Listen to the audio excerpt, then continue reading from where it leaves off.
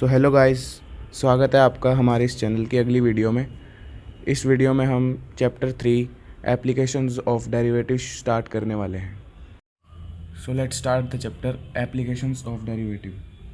ये चैप्टर हमने 12th में भी किया हुआ है, सेम वैसा ही चैप्टर है, बस एक दो टॉपिक्स डिफरेंट हैं।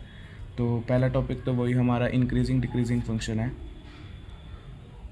Increasing and increasing functions.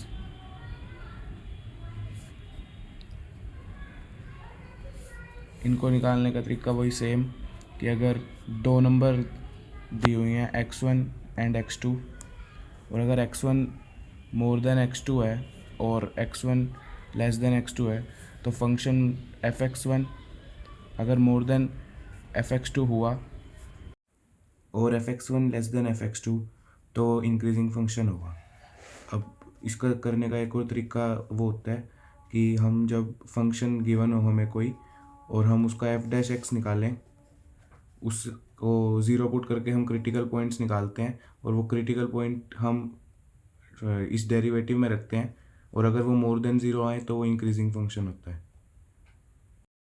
और डिक्रीजिंग फंक्शन कहते हैं कि जब हमारा x1 मोर देन x2 हो but fx1 less than fx2 आ जाए, तो ये डिक्रीजिंग फंक्शन का केस हो जाता है। इसमें बस क्रिटिकल पॉइंट्स निकाल के अगर एफ डैश एक्स हमारा नेगेटिव आ जाए तो वो होता है डिक्रीजिंग फंक्शन। अभी एक क्वेश्चन गिवन है, function f x is equal to 2x³ minus 9x² plus 12x। अब इस क्वेश्चन में हमने निकालना है कि किस इंटरवल में ये इंक्रीजिंग या फिर डिक्रीजिंग है। तो फर्स्ट स्टेप होता है इंक्रीजिंग या फिर डिक्रीजिंग निकालने का कि पहले उसका डेरिवेटिव करते हैं, 6x² माइनस 18x प्लस 12। अब 6 कॉमन निकाल लेते हैं, x² माइनस 3x प्लस 2। इसके फैक्टर्स बनाते हैं, x² minus 2x minus x plus 2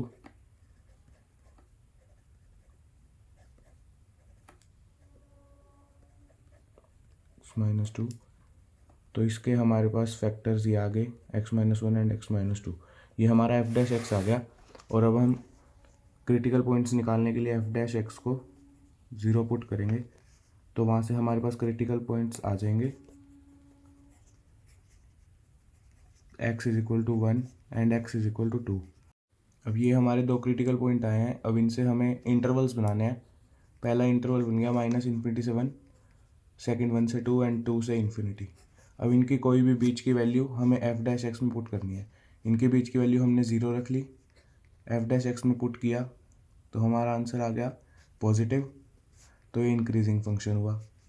F dash in दोनों बीच की वैल्यू रखी हमने 1.5, तो ये एफ डैश एक्स में पुट किया, यहाँ पे पॉजिटिव एंड यहाँ पे नेगेटिव, तो ये नेगेटिव आया, तो ये डिक्रीजिंग। और एफ डैश इन दो के बीच की वैल्यू रखी हमने 3, ये पॉजिटिव आया, तो इंक्रीजिंग। ये इस क्वेश्चन में हमें बस यही निकालना था कि कौन से इंटरवल्स में ये इंक्रीजिंग है या फिर डिक्रीजिंग है। तो इस इंटरवल में इंक्रीजिंग, इसमें डिक्रीजिंग एंड इसमें इंक्रीजिंग। इस चैप्टर का अगला टॉपिक है concavity up and concavity down and point of inflection. ये हमने 12th में नहीं पढ़ा हुआ, तो ये इस चैप्टर में सिर्फ एक यही नया टॉपिक है। तो ये सारे ध्यान से समझना कि कनकेव अप का तो मतलब होता है जब हमारा ग्राफ जो है वो बेंड कर रहा हो अपवर्ड की तरफ, ऊपर की तरफ। ये हो गया कनकेव अप का ग्राफ, कि जब हमारा ग्राफ यूँ बेंड कर रहा हो अपवर्ड की तरफ। और कनकेव डाउन होता है कि जब हमारा ग्राफ बेंड कर रहा हो डाउनवर्ड की तरफ, नीचे की तरफ। तो ये डाउनवर्ड कर रहा है, तो ये हुआ हमारा कनकेव डाउन का ग्राफ। अब हम increasing concave up, concave down and decreasing concave up and down के ग्राफ देखेंगे कि अगर एक फंक्शन इंक्रीजिंग है तो यानी कि वो ऊपर जा रहा है, और कनकेव अप मतलब कि बेंड अपवर्ड्स। तो यहाँ से ग्राफ शुरू करते हैं, और अगर ये इंक्रीजिंग है तो ऊपर जा रहा है, और कनकेव अप है तो ये बेंड करेगा अपवर्ड की तरफ। तो ये इंक्रीजिंग कनकेव अप का ग्राफ हुआ। यही अगर हम डिक्रीजिंग कनकेव अप का करें तो डिक्रीजिंग मतलब कि नीचे आ रहा हुआ, और कनकेव अप मतलब कि बेंड अपवर्ड्स, ये नीचे आ रहा है और ये हमने लास्ट में बस बेंड कर दिया इसे अपवर्ड की तरफ। तो ये हो गया डिक्रीजिंग कनकेव अप। ये अब हम देखेंगे कनकेव डाउन में। अब हम इंक्रीजिंग कनकेव डाउन का ग्राफ करेंगे। कनकेव डाउन मतलब कि बेंड कर रहा है वो डाउनवर्ड की तरफ। तो इंक्रीजिंग है तो ऊपर जाएगा, ऊपर गया ग्राफ और फिर बेंड किया है डाउनवर्ड। ये हो गया हमारा इंक्रीजिंग कनकेव डाउन। और ये हो गया डिक्रीजिंग आ रहा है तो कनकेव डाउन। ये हो गया ऐसे कि कनकेव डाउन नीचे की तरफ बेंड हो रहा है और इसलिए ये ग्राफ हो गया decreasing concave down. Next topic है point of inflection. Point of inflection वो पॉइंट है कि जिस पॉइंट पे हमारा जो ये ग्राफ है कनकेविटी चेंज कर रहा हो, या तो अप से डाउन या फिर डाउन से अप। अब ये हमने ग्राफ लिया कि जब ये ग्राफ कनकेविटी चेंज कर रहा है, पहले तो ये डाउन जा रहा है, बेंड डाउनवर्ड्स हो रहा है, और फिर ये एकदम से अपवर्ड हो गया। तो ये जो पॉइंट हुआ ये हुआ हमारा पॉइंट ऑफ इन्फ्लेक्शन। इसको निकालने का क्या तरीका होता है पॉइंट ऑफ इन्फ्लेक्शन को, बस कि डबल डेरिवेटिव 0 पुट कर देते हैं। और अगर अब डबल डेरिवेटिव हमारा मोर देन 0 आ जाए तो एक कनकेव अप होता है, अप। एंड अगर डबल डेरिवेटिव हमारा लेस देन 0 आ जाए तो होता है कनकेव डाउन। अब हम एक इसका कनकेविटी और पॉइंट ऑफ इन्फ्लेक्शन का एक क्वेश्चन देखते हैं। जब हमें फंक्शन गिवन हो x³ - 3x² + 3x - 3, इसमें कनकेविटी चेक करनी है और अगर कोई पॉइंट ऑफ इन्फ्लेक्शन है तो हमने वो निकालना है। तो पहले f' निकालेंगे, 3x² - 6x + 3, f"x 6x - 6। अब f"x 0 पुट किया तो यहाँ से हमारे पास पॉइंट ऑफ इन्फ्लेक्शन आ गया 1। अब इसके दो इंटरवल बनेंगे कि एक में तो x < 1 होगा, एक में x < 1 होगा। तो f"x आ जाएगा <1 के केस में नेगेटिव, मतलब कि <0, और f"x <1 के केस में आ जाएगा पॉजिटिव, यानी कि <0। तो ये हो गया डाउन का केस और ये हो गया अप का केस, और ये हो गया हमारा point of inflection. Function given है हमें 3x⁵ - 5x⁴ + 1।